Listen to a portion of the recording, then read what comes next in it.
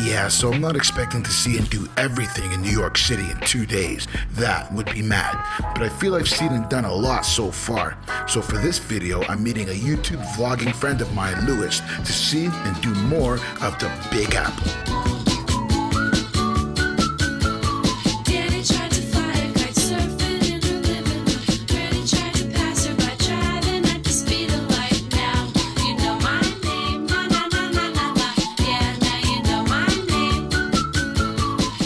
We're heading out to Staten Island. Not only is Staten Island Ferry a free ride, it's the best way to see the Statue of Liberty.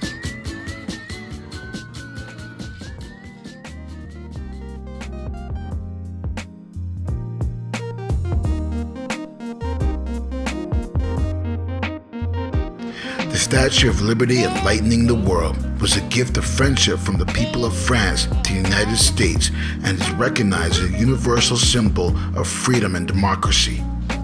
Can you imagine after crossing the Atlantic as an immigrant, you're greeted by the lady as you dock here on Ellis Island?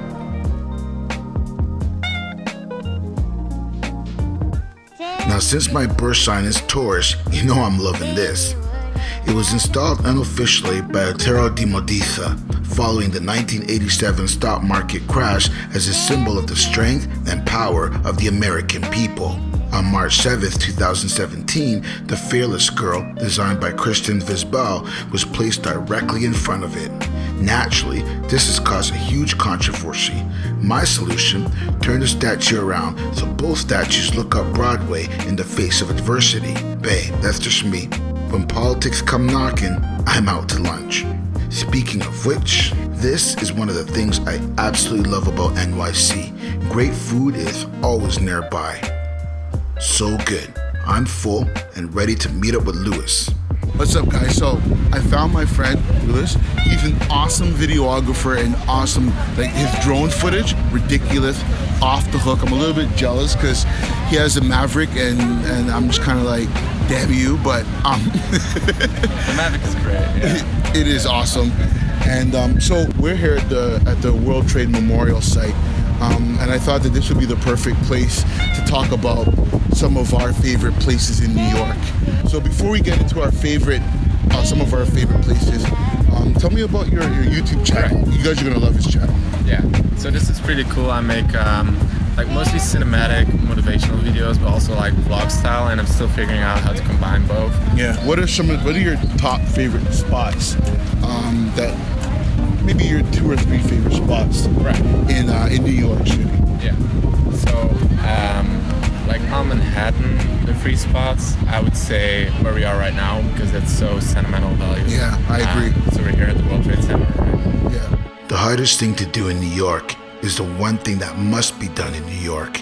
Visit the World Trade Memorial site.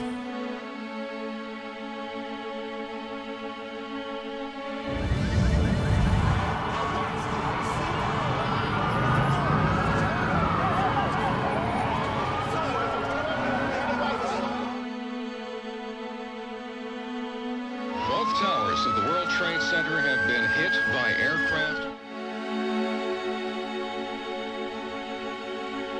Rescue crews are making their way to the scene, and all of this unfolding in one of the busiest places in the world, in downtown Manhattan.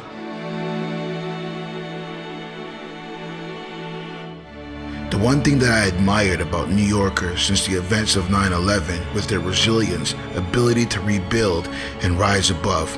For me, One World Trade Center symbolizes all those things.